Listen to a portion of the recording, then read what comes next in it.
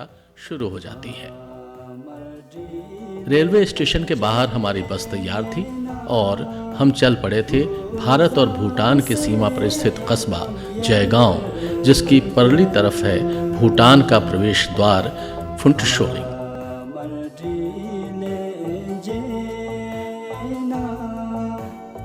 रास्ते में चाय पानी करते हुए हमने न्यू जलपाईगुड़ी से फुंटशोलिंग तक की 141 किलोमीटर की दूरी लगभग 4.5 घंटों में तय की।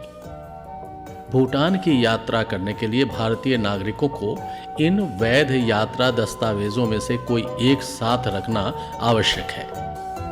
ये या तो कम से कम 6 महीने की वैधता वाला मूल वैध भारतीय पासपोर्ट या मूल भारतीय मतदाता पहचान पत्र, दोनों में से कोई एक होना चाहिए। इसके अलावा भूटान घूमने के लिए सतत विकास शुल्क STF भी देना होता है, जो भारतीय नागरिकों के लिए 1200 रुपये है, जबकि अन्य देशों के नागरिकों के लिए प्रति व्यक्ति प्रतिदिन 200 अमेरिकी डॉलर लगभग 17,000 भारतीय रुपये निर्धारित है। ये प्रक्रिया ऑनलाइन भी कर सकते हैं और वहां पहुंचने पर भी।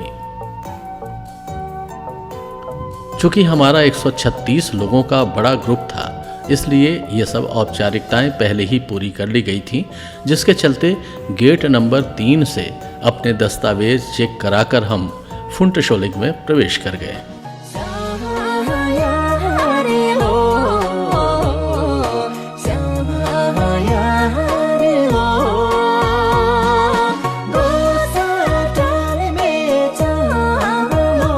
वैसे आप अपने वाहन से भी भूटान जा सकते हैं। भारतीय पंजीकृत वाहनों को निर्दिष्ट क्षेत्रों में प्रवेश करने की ही अनुमति है।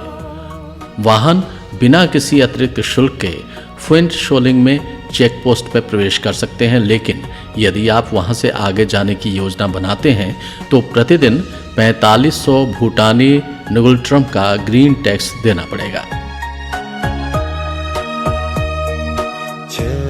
हम अभिभूत थे। चारों ओर बनी सुंदर नक्काशीदार इमारतें हमारा ध्यान खींच रही थीं। सुंदर स्वच्छ सड़कें, गंदगी का कहीं नामो निशान नहीं। थोड़ी देर पहले हल्की बारिश हुई थी तो पेड़ों के पत्ते भी धुले धुले लग रहे थे। भारत में अभी हम जिस गर्मी से तंग तंग थे, यहाँ उसका कहीं नामो निशान नहीं था। होटल की लिफ्ट खराब थी, सो हमारा सामान वहां के कर्मचारियों ने 4 मंजिल चढ़कर हमारे कमरे तक पहुंचाया और वापसी में उतारा भी। ये अद्भुत सहयोगी भाव आगे थिम्पू में भी दिखा, बल्कि वहां तो कमसिन नाजुक सी लड़कियां भारी भरकम बैग उठाते दिखीं। पर क्या मजाल कि माथे पर हल्की सी भी शिकन आए।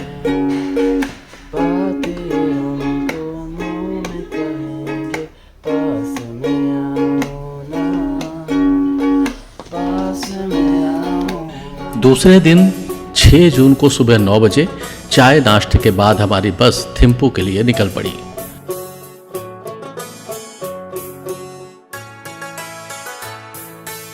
थिम्पू जिला भूटान की राजधानी है, जो समुद्र तल से 7,656 फीट ऊपर है। ये दुनिया में चौथी सबसे ऊंची राजधानी मानी जाती है। 1955 में थिम्पू को भूटान की प्राचीन राजधानी पुनाखा के स्थान पर राजधानी बनाया गया था और 1961 में भूटान के तीसरे ड्रुक ग्याल्पो जिग्मे दोर्जी वांगचुक ने थिम्पू को भूटान साम्राज्य की राजधानी घोषित किया। ये देश का सबसे अधिक आबादी वाला नगर भी है। इसके उत्तरी क्षेत्र में स्थित है जिग्मे दोर्जी नेशनल पार्क, जो एक प्रदूषण मुक्त क्षेत्र है। फुंटशोलिंग से थिम्पू की दूरी लगभग 145 किलोमीटर है, जहां पहुंचने में 4 घंटे से भी अधिक समय लगता है। हालांकि हमें 6 घंटे से भी अधिक लगे। हम जैसे जैसे आगे घुमावदार घाटियों से गुजरते हुए बढ़े, मौसम सुहाना होता गया। ताज़ा हवा सांसों में भरने लगी और हल्की ठंडक से सिहरन भी होने लगी।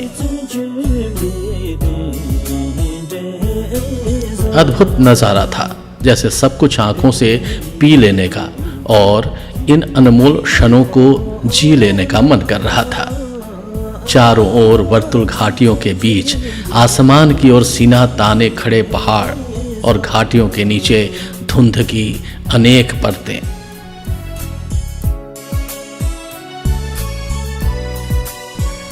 हमारे साथ बस में गाइड के रूप में 26 साल का खूबसूरत नौजवान दोरजी था, जो हमें वहाँ के इतिहास, भूगोल और स्थानीय विशेषताओं के बारे में बताता जा रहा था, कभी हिंदी तो कभी अंग्रेजी में।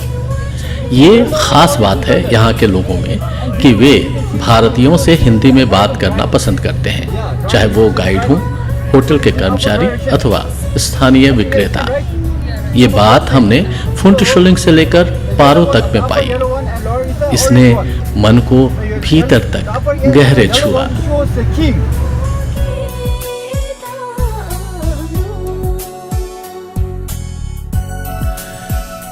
इस बीच दोरजी ने हमें कुछ भूटानी शब्द सिखाए, जैसे कुजू जंगपोला, जिसका अर्थ है नमस्ते, और इसे दिन के समय हर समय इस्तेमाल किया जा सकता है।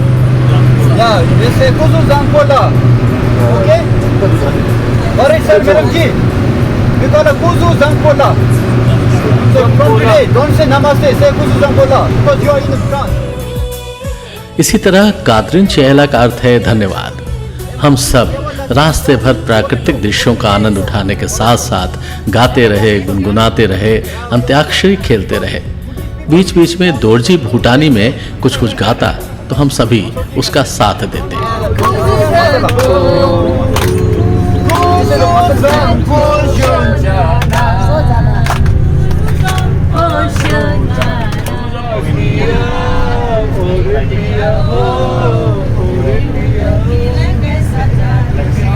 तो दोरजी गाइड हमारे साथ थे और वे भूटान के बारे में हमें बताते जा रहे थे।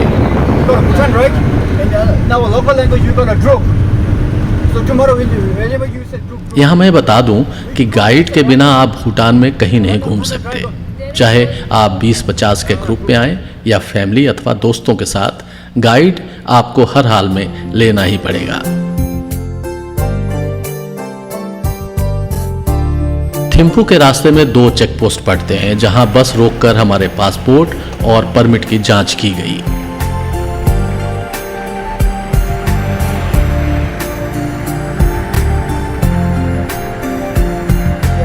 हम आगे बढ़े। हरे भरे गजिन वन, सरपीली रपटती घाटियां, ऊंचे शीर्ष पर खड़े पहाड़, शायद ऐसे ही दृश्यों से मोहित हो सुकुमार कवि सुमित्रानंदन पंत ने कभी लिखा होगा, मेखलाकार पर्वत अपार, अपने सहस्त्र दृग सुमन फाड़, अवलोक रहा है बार बार, नीचे जल में निज महाकार, उड़ गया अचानक लो भूधर, फड़का अपार वारिद के पर, रवशेष रह गए हैं निर्झर, है टूट पड़ा भू पर अंबर। हम भी प्रकृति के इस वैभव को देख उल्लसित थे और उसकी हरितिमा में डूबते जा रहे थे।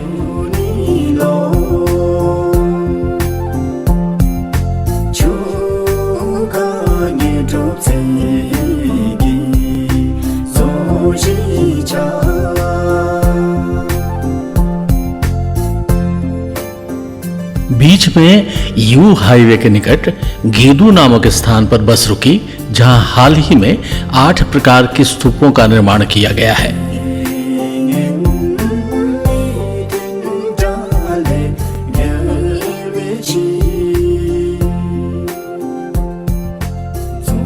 ये स्तूप जनवरी 2020 में निर्मित हुए।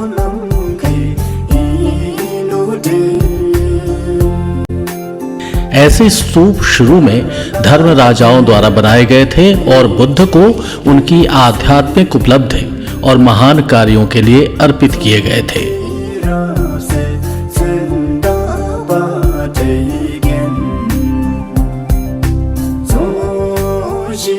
ये 8 प्रकार के स्तूप मूलतः तिब्बती परंपरा में पाए जाते हैं, जो बुद्ध शाक्य मुनि के जीवन की 8 महत्वपूर्ण घटनाओं का प्रतिनिधित्व करते हैं।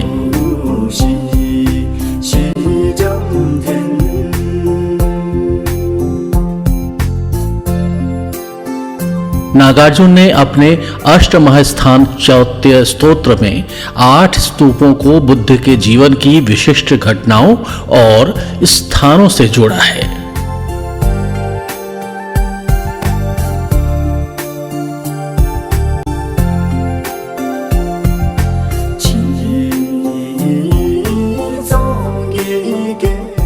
जब हम थिम्पू पहुंचे तो सांझ घिराई थी।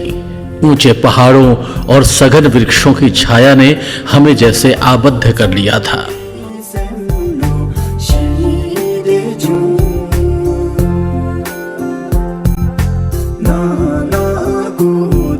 होटल में थोड़ी देर के आराम के बाद साहित्यिक कार्यक्रम में सहभागिता के लिए हम निकल पड़े, जिसका आयोजन उसी होटल के टॉप फ्लोर पर था।